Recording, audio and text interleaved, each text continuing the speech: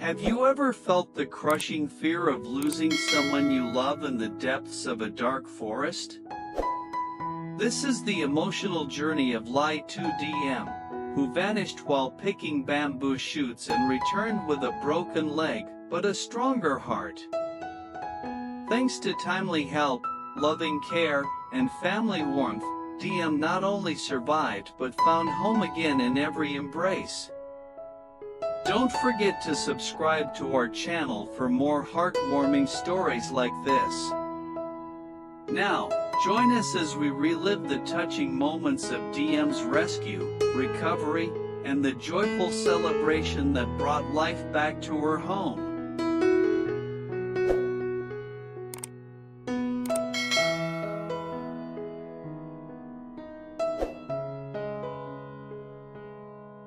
Ly Tu Diem had been missing for days, leaving the entire family in a state of despair and anxiety.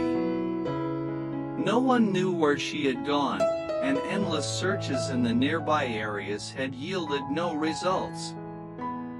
It was as if she had vanished into thin air. But in truth, Diem had been trapped deep in the forest, her body weakened, her spirit exhausted, and worst of all, her leg severely injured. She had ventured into the woods alone to pick bamboo shoots, hoping to surprise the family with her harvest. Unfortunately, a misstep on the damp, mossy ground had sent her tumbling down a steep slope, her leg slamming hard against a jagged rock.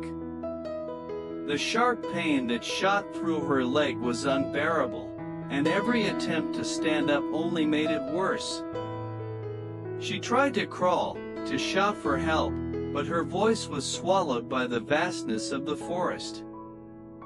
Days passed, and Diem's condition worsened. Her injured leg became swollen and bruised, and she could barely move. Just when hope was slipping away, a group of villagers passing by on a hunting trip heard faint cries for help. They found her curled up near a large tree, barely conscious but still clinging to life. Without wasting a moment, they carried her out of the forest and rushed her to the nearest hospital. At the hospital, doctors quickly assessed her condition. Her leg had a bad fracture, but thanks to the timely rescue, the situation was still under control. The orthopedist carefully examined the injury, reassuring Diem that though the bone was fractured, it hadn't shifted dangerously. With gentle yet precise movements, the doctor skillfully realigned the bone and applied a firm cast to stabilize it. Diem winced in pain during the procedure, but she gritted her teeth, determined to endure. The doctor then smiled kindly and told her, "You're very lucky, young lady. If this had gone on for a few more days, it could have been much worse. But now, with proper rest and therapy, you'll be able to walk again just fine." These words felt like a ray of sunlight breaking through the dark clouds that had been hanging over her for days. Diem finally allowed herself to relax, tears of relief slipping down her cheeks. Not long after, Toan arrived at the hospital with his grandmother and sister. The moment they saw Diem lying on the hospital bed, weak but alive, the entire family broke into tears. Toan held her hand tightly, his voice shaking. "You're safe now, Diem, that's all that matters." Grandmother Toan, despite her age, insisted on standing by Diem's side, her wrinkled hand gently brushing Diem's hair. "My precious child, you've made it back to us." "Thank heavens," she whispered, her voice quivering with emotion. Even Toan's usually reserved sister couldn't hold back her tears, standing quietly in the corner yet visibly relieved. The atmosphere in the hospital room shifted from heavy sorrow to gentle warmth. Everyone was just grateful that Diem was alive and that her leg would heal with time. For them, it was nothing short of a miracle. Diem, though still in pain, felt surrounded by love and care, and for the first time since her ordeal began, she believed that everything was going to be all right.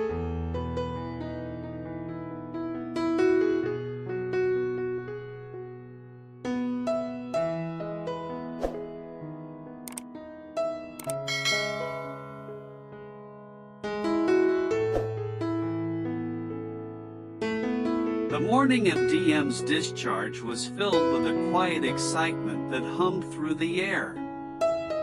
Toan arrived early at the hospital, pushing a wheelchair with steady hands, determined to take care of every detail himself. His grandmother walked beside him, a gentle smile lingering on her face despite the long days of worry she had endured.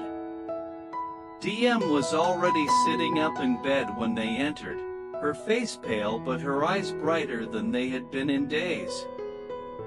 The sight of her brought a deep sense of relief that words could not capture. "You're going home today," Toan said softly, kneeling by her bedside. "Are you ready?" Diem smiled faintly and nodded. She was still weak, and the cast on her leg felt heavy, but her heart was light. The thought of returning home, seeing familiar faces, and leaving the sterile smell of the hospital behind was enough to lift her spirits. With Toan's careful help, she was transferred into the wheelchair. As he adjusted the blanket over her knees, his fingers brushed hers, just a fleeting touch, but it carried a world of unspoken comfort and tenderness. The nurses gathered to wish Diem well, reminding her of the exercises she would need to do at home and cautioning her to rest. The doctor who had treated her stopped by one last time, giving a reassuring smile. "Remember, young lady, your leg will heal nicely as long as you follow instructions. No stubbornness, all right?" Diem chuckled softly. "Yes, doctor. I promise." As they left the hospital, Toan's sister, who had been quietly observing, walked ahead to prepare the car. She wasn't one to show affection easily, but today, there was a lightness in her steps. She even turned back once and said, "I'll cook something special for you tonight. You need to regain your strength." Diem looked at her in surprise, then laughed. "I'll be looking forward to it." The drive home was peaceful. The roads, flanked by green trees swaying gently in the breeze, seemed to mirror the fresh hope that had taken root in everyone's heart. Diem leaned her head against the car window, watching the scenery pass by, feeling the sun's warmth through the glass. It had been days since she last saw the sky this clear, and the sight of the familiar roads leading back to their neighborhood made her chest tighten with gratitude. When they finally reached the house, Diem's heart fluttered. The house had stood silent and heavy since the day she went missing, but now, as Toan carried her inside, it felt as though the walls themselves sighed in relief. Grandmother Toan walked in right after them, placing a gentle hand on the doorframe as if greeting an old friend after a long absence.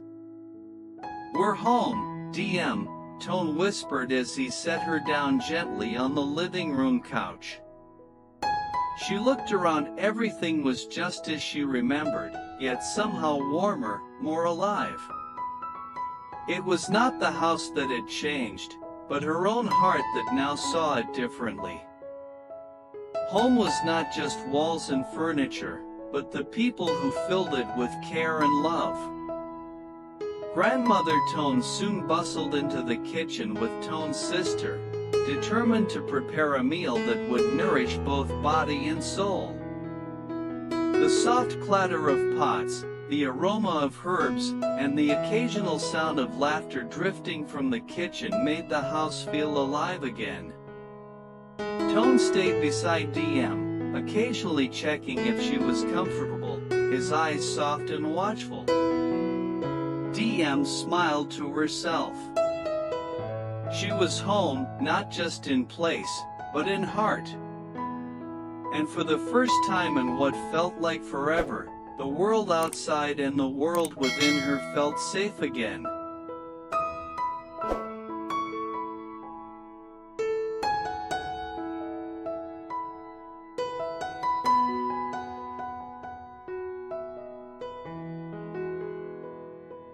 That evening, as the golden rays of the setting sun bathed the house in soft light, Grandmother Toan declared that the family must celebrate Diem's return properly. "We can't let the house stay cold any longer," she said firmly, her eyes twinkling with warmth.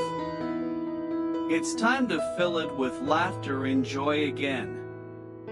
Toan's sister wholeheartedly agreed, already tying on her apron and pulling out ingredients from the pantry with rare enthusiasm. The once quiet kitchen transformed into a lively hub, where pots clattered, spices filled the air, and familiar scents of home-cooked meals began to spread through every corner of the house.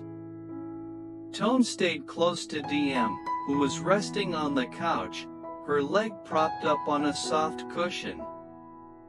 He brought her tea and adjusted her blanket, all the while sneaking glances that he thought she wouldn't notice. But she did, and every glance made her heart warm in a way she hadn't felt for a long time. There was something deeply comforting in the way he hovered nearby, not saying much, yet always present. She smiled at him, her eyes sparkling with gratitude, and whispered, "You're taking such good care of me." Toan chuckled softly, his voice tender. "You scared us all, Diem.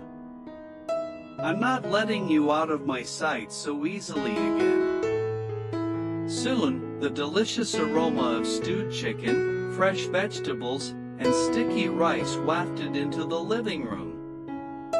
Grandmother Toan herself brought out a tray filled with dishes, placing them carefully on the dining table, which had been dusted, cleaned, and even decorated with a small vase of fresh flowers.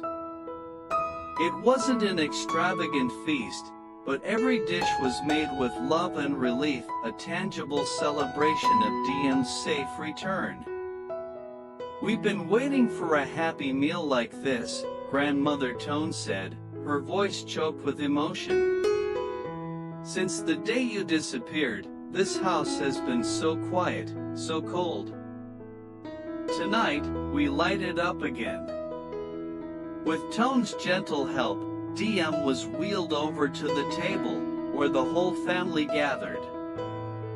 They raised their glasses, just simple cups of tea, but they clinked together with a sincerity that no wine could match.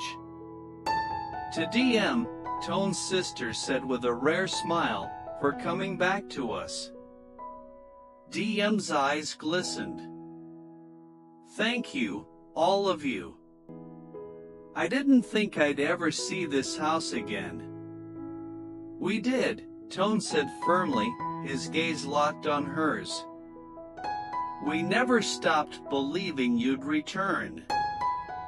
The meal was filled with conversation, laughter, and stories, mostly light-hearted ones to erase the lingering shadow of the days past. Diem shared bits of her ordeal, carefully skimming over the worst moments to keep the mood light. Every time her voice wavered, Toan would gently change the subject, bringing smiles back to her face. After dinner, Toan strung up a few fairy lights across the living room, their soft glow casting a magical warmth across the walls. Grandmother Toan chuckled, watching the lights twinkle, and said, "Now it feels like home again." Diem looked around, her heart swelling. The house that had once seemed so empty and cold was now alive with light, love, and laughter. She realized then that home wasn't just a place, it was the people who waited for her, worried for her, and welcomed her back with open arms. As the night deepened, the family sat together, talking, sharing, and simply enjoying each other's presence. Diem leaned against Toan's shoulder, her body tired but her heart content. She closed her eyes briefly, breathing in the scents, the sounds, the warmth of home, a feeling she would cherish forever. Xin chào mọi người, vậy là tập phim ngày hôm nay của kênh Ly Tu Diem review đã kết thúc tại đây. Mọi người nếu thấy tập ngày hôm nay hay thì hãy cho kênh mình xin một nút like, một nút chia sẻ và hãy để lại bình luận ở dưới video nhé. Cảm ơn các bạn rất nhiều đã đăng ký và luôn ủng hộ kênh của chúng mình. Trong các ngày qua, các nội dung mới sẽ được mình phát sóng hàng ngày vào lúc 6 giờ sáng hàng ngày trên kênh Ly Tu Diem review. Rất mong các bạn hãy ấn vào nút đăng ký để nhận được thông báo mới nhất về các tập phát sóng